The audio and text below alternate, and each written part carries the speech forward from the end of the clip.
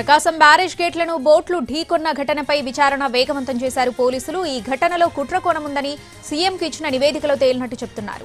ఇప్పటివరకు ఈ బోట్లు తమవేనని ఎవరూ రాకపోవడంతో ఇందులో కుట్ర కోణముందని అనుమానిస్తున్నారు. బ్యారేజ్ ని ఢీకొన్న బోట్లు వైసీపీ నేతలు కార్యకర్తలకు చెందినవని నివేదికలో పేర్కొన్నారు. ఇసుక అక్రమ తవ్వకాలకు మాజీ ఎంపీ నందిగం సురేష్ ఉషాద్రికి చెందిన బోట్లనే వినియోగించేవారని ఆరోపిస్తున్నారు. బోట్ల రిజిస్ట్రేషన్ నెంబర్ల ద్వారా యజమానులను గుర్తించినట్టు తెలుస్తోంది. 3 బోట్లు ఉషాద్రి అనే వ్యక్తికి చెందినవిగా పోలీసులు గుర్తించారు. ఉషాద్రికి వైసీపీ నేత రామ్మోహన్ తో సంబంధాలున్నట్లు చెప్తున్నారు. దీంతో ఉషాద్రి రామ్మోహన్ ను అదుపులోకి తీసుకుని విచారణ జరుపుతున్నారు పోలీసులు. ఇప్పటికే బోట్లు గేట్లను ఢీకొన్న ఘటనపై ఎఫ్ఐఆర్ నమోదు చేశారు విజయవాడ పోలీసులు.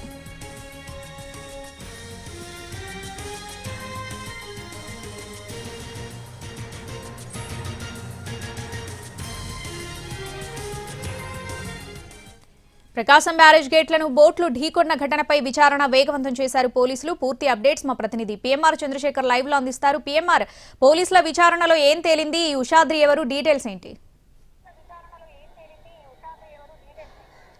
రైట్ శ్రావణి, ప్రధానంగా బోట్లు ఢీకొన్న ఘటన, ప్రకాశం బ్యారేజీని బోట్లు ఢీకొన్న ఘటనలో అయితే ప్రాథమిక నివేదిక సీఎం చంద్రబాబు నాయుడుకి పోలీసుల వైపు నుంచి వెళ్ళింది. సో ఈ నేపథ్యంలో ఈ ప్రాథమిక నివేదికలో అయితే వైసీపీకి సంబంధించిన నేతలు కార్యకర్తల ప్రమేయం చాలా స్పష్టంగా ఉంది బోట్ల ఢీకొన్న ఘటనలో. అలాగే ఇందులో కుట్రకోణం ఉందన్న అంశానికి సంబంధించి క్లియర్ కట్ గానే నివేదికలో పేర్కొన్న పరిస్థితి కనిపిస్తుంది. అసలు బోట్లు ఢీకొన్న తర్వాత ఒక్కొక్కటి కొన్ని లక్షల రూపాయల విలువైన బోట్లు ఢీకొన్న తర్వాత వెంటనే అంటే బయటికి తెగిపోయి నీళ్లలో కొట్టుకొచ్చిన తర్వాత ఈ బోట్లు తమవే అని సహజంగానే ఎవరన్నా వచ్చి క్లెయిమ్ చేసుకుంటారు. తమ బోట్లు గల్లంతైందని అక్కడ స్థానికంగా ఉండే అధికారులకు చెప్తారు. కానీ ఇటువంటి చర్యలేమి ఇటువంటి సంఘటనలు ఏవి జరగలేదు. తమ బోట్లు పోయాయని ఎవరూ ఫిర్యాదు చేయలేదు. కనీసం అధికారులకు సమాచారం కూడా ఇవ్వని పరిస్థితి కనిపిస్తుంది. సో ఈ నేపథ్యంలో ఆ బోట్లు ఏదైతే ఢీకొన్నాయో ఆ బోట్లకు సంబంధించిన రిజిస్ట్రేషన్ నెంబర్లని బేస్ చేసుకుని ఈ యజమానులు గుర్తించిన ప్రక్రియను పోలీసులు తమ దర్యాప్తులో చేపట్టారు. ఇందులో ఉషాద్రికి సంబంధించిన 3 బోట్లు ఉన్నట్లుగా గుర్తించారు. ఉషాద్రి వైసీపీకి సంబంధించిన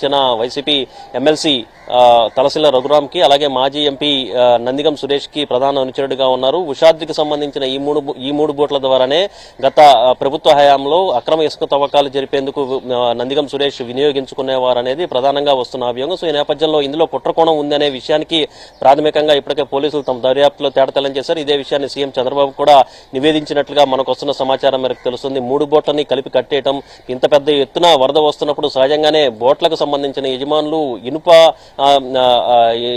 చైన్లతో వాటిని కడతా ఉంటారు. కానీ అటువంటిది లేకుండా కేవలం ప్లాస్టిక్ రోప్తో కట్టడం. సో ఇటువంటి సంఘటనలు స్థానికులు హెచ్చరిస్తున్నా కానీ ఆ బోటు యజమాని ఎవరైతే ఉన్నారో అతను కూడా లక్ష్య పెట్టకుండా వదిలేయటం వంటి ఇవన్నీ ఈ చర్యలన్నీ చూస్తా ఉంటే, ఈ ఘటనలన్నీ చూస్తా ఉంటే ఖచ్చితంగా దీని వెనక కుట్రకోణం ఉంది అన్న అభిప్రాయానికి నిర్ధారణకు పోలీసులు వచ్చినట్టుగా తెలుస్తుంది. ఇదే అంశాన్ని పోలీసులు సీఎంకు కూడా నివేదించినట్లుగా మనకు వస్తున్న సమాచారం తెలుస్తుంది. సో ఈ మేరకు దర్యాప్తు కూడా వేగవంతం చేస్తున్నారు. ఉషాద్రి వైసీపీ నేత రామ్మోహన్ ఎవరైతే ఉన్నారో వీళ్ళిద్దరిని కూడా పిలిచి పోలీసులు విచారణ చేపడుతున్నట్టుగా తెలుస్తుంది. మొత్తం 5 బోట్లు కొట్టుకు వచ్చాయి కాబట్టి 5 బోట్లకు సంబంధించి 5 ఎఫ్ఐఆర్లను రిజిస్టర్ చేసి దర్యాప్తును ముమ్మరం చేస్తున్న పరిస్థితి పోలీసుల వైపు నుంచి కనిపిస్తోంది.